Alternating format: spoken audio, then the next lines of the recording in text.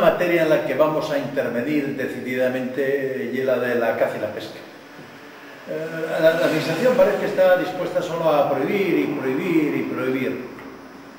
Nosotros pensamos que respetando el medio ambiente y por supuesto respetando vedes, talles, etcétera, de lo que las especies cazables o pescables, hay que abrir un diálogo con esas asociaciones de pescadores, con esas asociaciones de cazadores, pensar que son los pescadores y cazadores los más interesados en la conservación del bien, no situarse en una posición autoritaria a la Administración y intentar mejorar las condiciones de disfrute de la naturaleza y de ocio de cazadores y pescadores.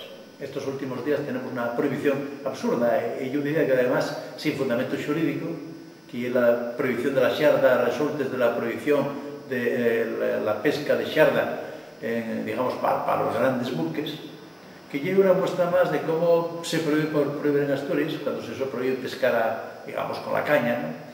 Y de además cómo esta Administración pues, está sometida a los dictados de Madrid de forma absolutamente servil, ¿no? Bueno, eso hay que cambiarlo.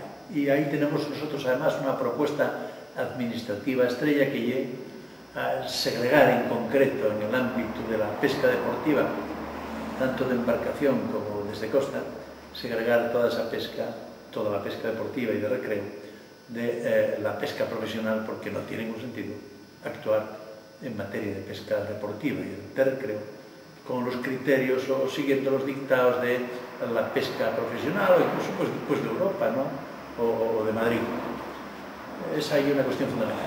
De modo que porque conocemos la materia, porque creemos en ustedes como cazadores y pescadores, porque nuestra criterio de la Administración no es dedicarse a perseguir a los ciudadanos, nosotros pedimos el voto para Unión Unas Paz, porque somos asturianos desde hace 30 años, porque creemos en ustedes, porque somos eficaces y porque, como dice en nuestro lema, nosotros nunca robamos.